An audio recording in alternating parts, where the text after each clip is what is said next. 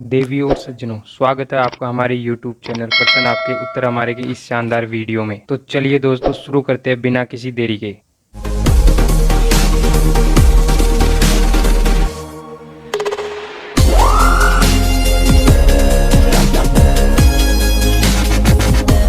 प्रश्न नंबर 1, ऐसा कौन सा जीव है जिसकी त्वचा बुलेट प्रूफ होती है? प्रश्न नंबर 2, भारतीय संविधान की मूल प्रति को गैस चैम्बर में क्यों रखा गया है? प्रश्न नंबर 3, क्या आपको पता है कि हमेशा कोई भी दवा की टेस्टिंग चूहों पर ही क्यों होती है? प्रश्न नंबर 4, जब जेटोफा के पौधे से डीजल निकाला जा सकता है तो किसान इसकी खेती क्यों नहीं करते हैं? प्रश्न नंबर 5, किस पेड़ का फल बम की तरह धमाका करते हुए फटता है? ऐसा कौन सा जीव है जिसकी त्वचा बुलेट प्रूफ होती है? आर्मोडीलो एक ऐसा जीव है जिसकी त्वचा बुलेट प्रूफ होती है। आर्मोडिलो साउथ अमेरिका का सबसे विचित्र प्राणी है जो विपत्ति के समय अपने आप को समेटकर काफी छोटा कर लेता है। ये दुनिया का ऐसा जीव है जिसकी बाहरी त्वचा बुलेट प्रूफ जैकेट के समान होती है। इसके पैर नुकीले होते हैं जिससे ये तेजी से गड्ढा खोद सकता है। इसके पैर छोटे होते हैं मगर ये बहुत ही तेजी से चल सकता है। इसकी औसत लंबाई 75 से 150 सेंटीमीटर तक होती है। खतरा महसूस होने पर ये गेंद के समान गोल हो जाता है। आर्मोडिलो काफी अग्निस्त्रों के लिए बुलेट प्रूफ है। इसके बीच मोटी छिपाने वाली वसा की एक परत है। ये शरीर के कई छोटे हथियारों के वार को रोक सकता है। आर्मोडिलो में पेट को छोड़कर शरीर के आसपास स्केल होते हैं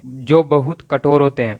वैज्ञानिकों के नवीनतम शोध के अनुसार ये गोलियों का सामना कर सकते हैं और शरीर कवच की नई पीढ़ी को विकसित करने के लिए इस्तेमाल किया जा सकता है। क्वेश्चन नंबर 2, भारतीय संविधान की मूल प्रति को गैस चैम्बर में क्यों रखा गया है? भारत का संविधान दुनिया का एकमात्र ऐसा संविधान है जो कागज पर हाथ से लिखा गया है और इसे काली स्याही से लिखा गया है जो आसानी से उड़ जाती है। अमेरिका ने अपने संविधान की मूल प्रति को एक गैस चैम्बर में सुरक्षित करके रखा है। अमेरिका की राह पर चलते हुए भारत ने भी साल 1994 में संविधान की मूल प्रति को गैस चैम्बर में रखने का फैसला किया। इसके बाद भारत की नेशनल फिजिकल लेबोरेटरी और अमेरिका के ग्रेटी इंस्टीट्यूट के बीच करार होने के बाद भारत में भी इस तरह का गैस चैम्बर बनाया गया। इससे पहले भारत का संविधान की मूल प्रति को फलालेन के कपड़े में लपेटकर एक नेफ्थलीन बॉक्स में रखा गया था। कागज की सुरक्षा के लिए ऐसी गैस की आवश्यकता थी जो नॉन रिएक्टिव हो। नाइट्रोजन एक ऐसी ही गैस है। पहले ये चैम्बर हीलियम गैस से बनाया गया था लेकिन हीलियम गैस रोकने की नाकाम कोशिशों के बाद इसे नाइट्रोजन गैस चैम्बर में तब्दील कर दिया गया था। क्वेश्चन नंबर 3, क्या आपको पता है कि हमेशा कोई भी दवा की टेस्टिंग चूहों पर क्यों होती है? इसके पीछे कई कारण है। पहला कारण ये है कि चूहा और मानव दोनों स्तनधारी है। दोनों के शरीर की कोशिकाएं भी समान होती है, इसलिए दवाई जो असर चूहे पर करेगी वही इंसान पर भी करेगी। चूहे को लेब में रखना, पालना संभालना बहुत आसान है क्योंकि ये बहुत ही छोटे होते हैं, पर किसी और जानवर के साथ ऐसा बहुत मुश्किल होगा। मान लीजिए अगर किसी दवाई का असर देखना है,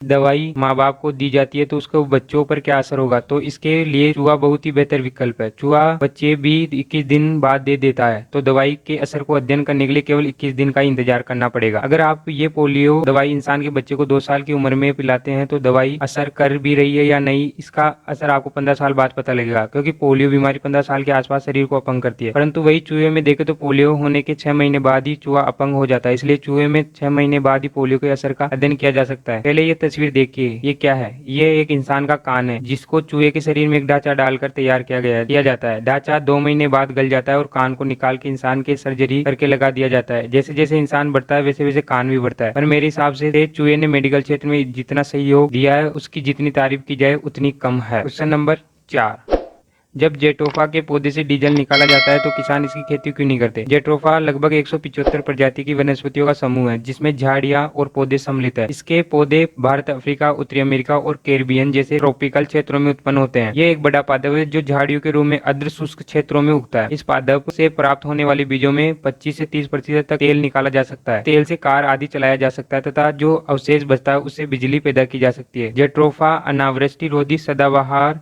झाड़ी है। ये कठिन परिस्थितियों को भी झेलने में सक्षम है क्योंकि जेट्रोफा बागान के कारोबार में शायद ही कोई मुनाफा हो। उत्तर पूर्व भारत में जेट्रोफा वृक्षारोपण के आर्थिक लाभ और लागतों पर एक बहुत अच्छा पेपर है जो फुट नोट में डाला गया है। कम लाभ क्यों है? अत्यधिक अप्रत्याशित उपज, उच्च संचालन और रखरखाव लागत, मौसमी छटाई, उचित विकास के लिए निराई की आवश्यकता। पौधे की शुरुआती 6 वर्षों के बाद ही यह अधिकतम बीज का उत्पादन शुरू कर देता है। मशीनीकृत कटाई मुश्किल है, इसलिए बीज संग्रह मैनुअल रूप से अक्षम मजदूरों द्वारा किया जाता है। कम मजदूरी दरों के कारण मजदूरों को प्राप्त करने की कठिनाई होती है। बाजार में बीज की दर कम है। अन्य फसलों के विपरीत जेट्रोफा के बचे हुए हिस्से का उपयोग पशु चारे के रूप में नहीं किया जाता। ये एक विषाद है। क्वेश्चन नंबर 5, किस पेड़ का फल बम की तरह धमाका करते हुए फटता है? इस पेड़ को पासमू वुड के नाम से जाना जाता है। इसकी सबसे खतरनाक बात यह है कि इस पर लगे हुए फल पकने के बाद किसी बम की तरह धमाका करते हुए फट जाते हैं, जिसके बाद इसके बीज 257 किलोमीटर प्रति घंटे की रफ्तार से हवा में फैल जाते हैं। अगर गलती से भी कोई इंसान इसकी चपेट में आ जाए तो वो गंभीर रूप से घायल हो सकता है। ये पेड़ 60 मीटर तक बढ़ सकते हैं और इसके बड़े अंडाकार पत्ते 2 फीट 0.61 मीटर चौड़े हो सकते हैं। इसके फल कद्दू के आकार के होते हैं। इस एक स्रोत में कहा गया है कि जब फल पकने के बाद फटता है, इसके बीज 100 मीटर दूर तक जा सकते हैं। ये पेड़ उत्तर और दक्षिण अमेरिका सहित अमेजन वन में पाए जाते हैं। तो देवियों और सज्जनों, कैसा लगा ये वीडियो? अगर आपके मन में भी कोई पर्सन है तो आप कमेंट्स कर सकते हैं। पर्सन के साथ साथ आपका पूरा नाम व शहर का नाम डालें, जिससे अगले वीडियो में पर्सन करने वाले का नाम बता सके। तो दोस्तों, सबसे पहले वीडियो पाने के लिए चैनल को सब्सक्राइब करें, बेल आइकन को दबाएं, वीडियो को दबाकर लाइक व शेयर करें। Thank you.